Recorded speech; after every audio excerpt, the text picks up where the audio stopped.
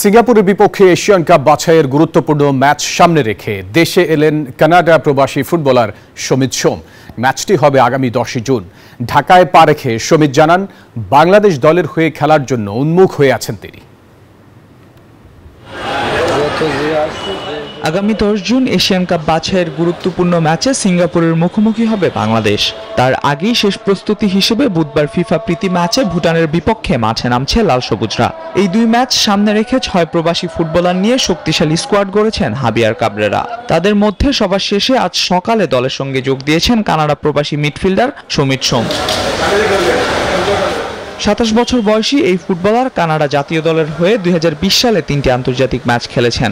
এরপর তিনি নিজের শেকড়ের টানে বাংলাদেশের হয়ে খেলার আগ্রহ প্রকাশ করেন। সেই প্রক্রিয়ার অংশ হিসেবেই গত 6 মে ফিফার প্লেয়ার স্ট্যাটাস কমিটির কাছ থেকে জাতীয়তা পরিবর্তনের অনুমোদন পান সমিত। দীর্ঘ প্রতীক্ষার অবসান ঘটিয়ে অবশেষে বুধবার ভোরে ঢাকায় এসে পৌঁছান তিনি। এরপর বিমানবন্দর থেকে সরাসরি উঠেছেন জাতীয় দলের টিম হোটেলে। ঢাকায় পা রেখে বাংলাদেশ দলের হয়ে খেলার জন্য উন্মুখ হয়ে থাকার কথা জানান সমিত। এখানে আসতে সবাইকে দেখতে আর একটু এক্সাইটমেন্ট আছে ফুটবল উপরে।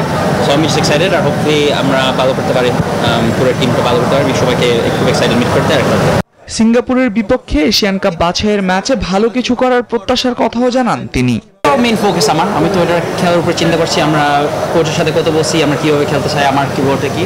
সো এটার জন্য জাস্ট এক্সাইটেড শুরু করতে, ট্রেনিংও করতে। আমরা 2-3 হয়েছে যে ট্রেন করি নাই ট্রাভেলের জন্য। সো জাস্ট এক্সাইটেড টিমের সাথে ট্রাভেল করতে, সবার সাথে মিট করতে আর খেলাতে ভালো করতে। ভ্রমণ ক্লান্তি থাকায় ভুটানের বিপক্ষে আজকের ম্যাচে সমিতের খেলার সম্ভাবনা কম।